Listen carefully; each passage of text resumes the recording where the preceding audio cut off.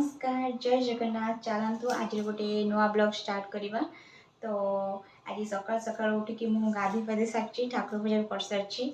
तो एबे टिके ब्रेकफास्ट करी क्षीर टिके गरम कर देछि मुसेल क्षीर खाईदेवी। देन तापर लंच प्रिपरेशन करी कारण आज हजबैंड को ऑफिस जीवार अच्छी। तो चलते देखा आज लंच कौन कौन बनाऊँ। हाँ जो मैंने मो चैनल को सब्सक्राइब कर निश्चित चैनल को सब्सक्राइब करूँ, लाइक करूँ आउ बेल आइकन को दबातु जहाँफल कि मुझे भी वीडियो छाड़ी आपको निश्चित जीव। तो ये मॉर्निंग रे मु मुसेली क्षीर टिके नहीं जाइए तो ब्रेकफास्ट करदेली मुसेली क्षीर। देन ये लंच प्रिपरेशन रे लगी पड़ी। तो आज लंच रे भात डाली कला आलू भजा आ सालाड बनई। तो ये हजबैंड को टिफिन मु पैक करदेली। तो से भी ये रेडी हो गले तो तांको टिफिन देदेली से भी ऑफिस बाहरी चलीगले। तो आज तो पागटा बहुत ही टिके खरा थिला किंतु सेमती बेस टिके वर्षा टिके खरा एमती लगी रही था।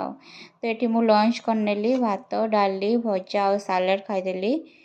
देन तापर टिके खाई सारी टिके रेस्ट करली। तो आज नाइट रे डिनर पाई हजबैंड पनीर नहीं आसले ऑफिस फेरला टाइम रे। तो भाविली आपण मान सहित टिके रेसिपी शेयर करदेवी। तो ये देखंतु पनीर को मु क्यूब साइज रे फास्ट काटिदेली। देन तापर एठी टिके कटा पियाज आउ टिके अदा रसुण ग्रीन चिली रो पेस्ट आ टमाटो प्यूरी नहीं जाइछली। तो एठी पैन बसईदेली। पैन टी गरम होला परे पनीर को आमे टिके फ्राए करबा, हल्का फ्राए करबा, डीप फ्राए करबानी। जदि डीप फ्राए करबा तो पनीर टा हार्ड हो जिवो।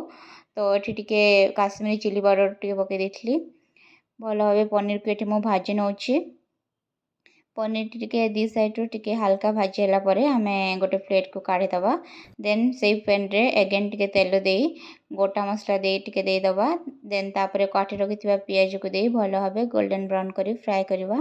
पियाज टी भलो भाबे फ्राए हो गला परे अदा रसुण ग्रीन चिली रो पेस्ट देई भलो भाबे मसला टाको कसिबा।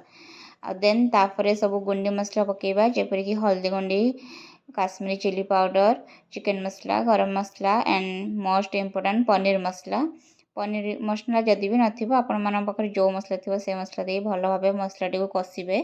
देन तापरे टमाटो प्यूरी ऐड कर दबा आ मसला को भलो भाबे कसिबा। देखंतु मोर मसला टी ऑलमोस्ट कसी ही गलानी। तो एबे भाजी रखिथिबा पनीर को एथरे ऐड कर दबा। ऐड कर देकी टिके अल्प टिके पानी देई भलो भाबे ताको फुटेबा।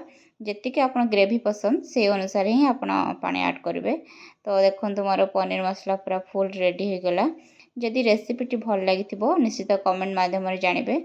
आउ को रेसिपी आपण मानक दरकार मते कमेंट माध्यम कहले मुझे रेसिपी आगो को आने चेष्टा करी।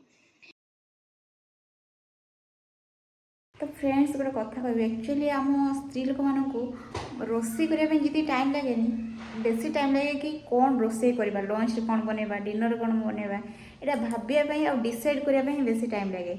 कौ मैंने मो कथा सहित रिलेटेड कर निश्चित जनइबे। एक्चुअली मो सहित तो एमती ही हुए। ओडिशा तो एबे बात्या आसी तो बेसी तो ओडिशा को प्रभाव पकेबनी, विशाखापट्टनम लैंड हम। तो तथापि आपण मैंने देखिक रुहतु आ सुरक्षा रुहतु। आम एठी बेंगलोर भी वर्षा स्टार्ट हो गलानी, खरा जमा ना जहाँ भी टिके खरा देखुला खरा जमा ना पूरा वर्षा।